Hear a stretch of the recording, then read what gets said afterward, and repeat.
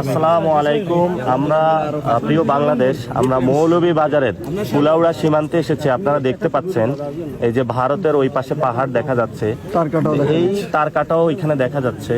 এই যে আপনারা দেখতে পাচ্ছেন এখানে হলো তারকাটা আছে।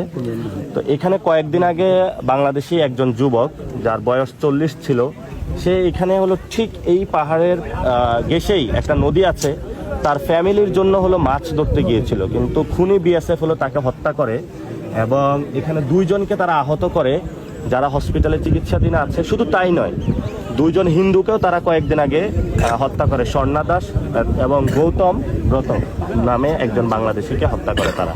তো এই সীমান্তগুলোতে প্রতিনিয়ত ভারতের খুনি বাহিনী বাংলাদেশেরকে অত্যাচার করতেছে, খুন করতেছে, এবং এই যে আমাদের যে কৃষি জমিগুলো রয়েছে এখানে হলো তারা কাজ করতে দিচ্ছে না, এবং বাংলাদেশের এখানে কর্মসংস্থানের অভাব রয়েছে, স্কুলের অভাব রয়েছে, এবং সাথে সাথে এখানে যারা গ্রামবাসী তারা নির্যাতনের শিকার হচ্ছে।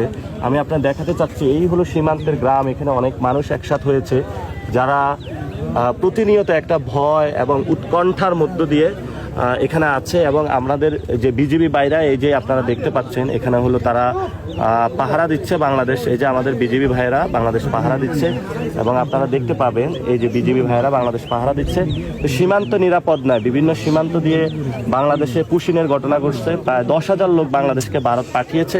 এই বিষয়ে সরকারের কোনো স্পষ্ট অবস্থান আমরা দেখতে পাচ্ছি না। আমরা পুরো বাংলাদেশকে বলবো, আপনারা সীমান্তবাসীর পক্ষে দাঁড়ান, সীমান্তে আপনারা বিজিবির পক্ষে দাঁড়ান, বিজিবিকে শক্তিশালী করুন, শক্তিশালী পররাষ্ট্রনীতি নেন, তাহলে বাংলাদেশ রক্ষা পাবে। বাংলাদেশের সীমান্ত নিয়ে আমরা কোনো 1 সেকেন্ডও কম্প্রোমাইজ করব না।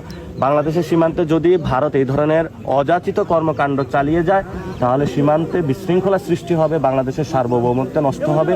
এজন্য সরকারকে আমরা বলবো অতি দ্রুত উদ্যোগ নিন এবং নতুন বাংলাদেশ গঠনে সবাইকে নিয়ে, সকল রাজনৈতিক দলকে নিয়ে ঐক্যবদ্ধভাবে কাজ করুন।